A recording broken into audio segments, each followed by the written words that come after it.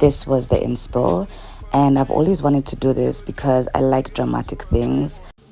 This is a list of men I dated in 2024. Number 1 is a stockbroker. We went on one date and then he got arrested for insider trading. So I didn't really keep up, but I'm 99% sure he's in prison right now.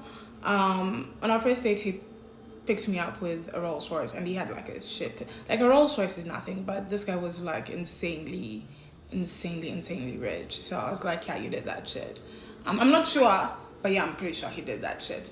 Number 2 was an NBA doctor. He's a neighbor of mine, actually. I went with him a couple of times, and I don't even mean this in a bad way, but I just wasn't into him. Like, this guy would kiss me and I would literally get sick. I would actually get sick. I feel so bad for saying that, but it's true.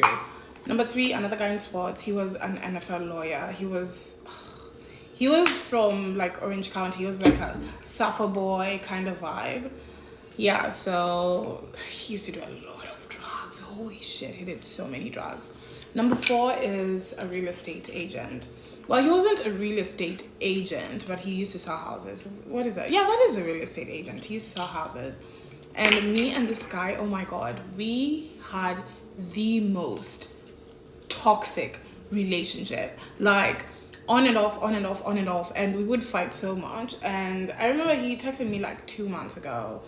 And I was like, look, dude, we can't keep doing this shit. I was like, this is so unhealthy. This is so unhealthy. Plus, I am so mean to him sometimes. I feel so bad. But also, you should see how we argue. Like, me and him, it gets so heated.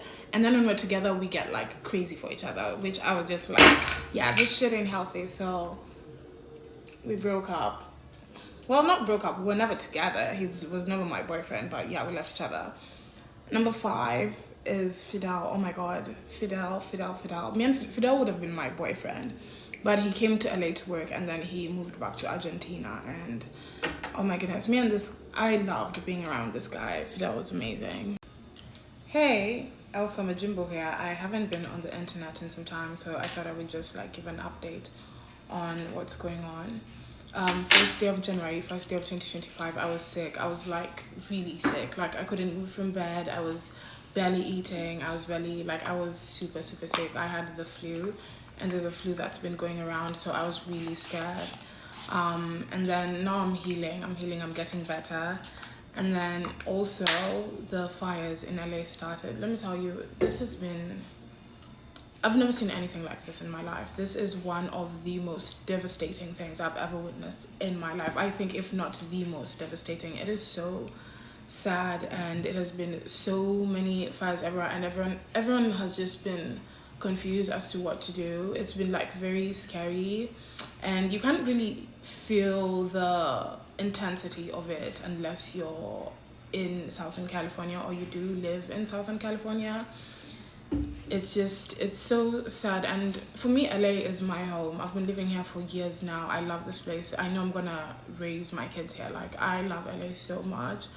And it is, yeah, this is just, it's been heartbreaking to say the least. So that's how my year started. How did your year start? If there's one thing you can do for yourself in this life, is to have a backbone. Stand up for yourself. Stand up for yourself. You don't need to people please all the time. And I know how it feels. It feels so uncomfortable telling people no. It feels uncomfortable rejecting people. You know what makes me uncomfortable? Being in situations I don't want to be in for the sake of other people. You will not catch me. Absolutely not. And even at some point, like, people mistreat you because you let them walk all over you. Even me, I've had some friends who, I'm not the one mistreating them, but it's like, dude, like, I'm not your bodyguard. I don't want to be the one always standing up for you. I'm generally a very selfish person, so I'll always put myself first. So I will never have anyone coming around, walking in my life. You're coming into my life to walk all over me. Are you mad? Question mark. Today, for the first time ever in my life, I went blonde. Let me tell you, I've been thinking about doing this for a really long time, but I've been so scared because it's such a different thing, and it's like a 360, because I've had black hair all my life. Even when I was a kid, I never like did colored hair. I've always had black hair, so this is the first time I'm ever doing anything other than black.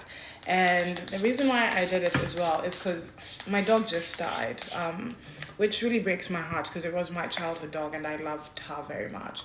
But when death, like, I've dealt with a few deaths in my life, and when death usually rolls around, it reminds me that the time we have on this planet is so limited.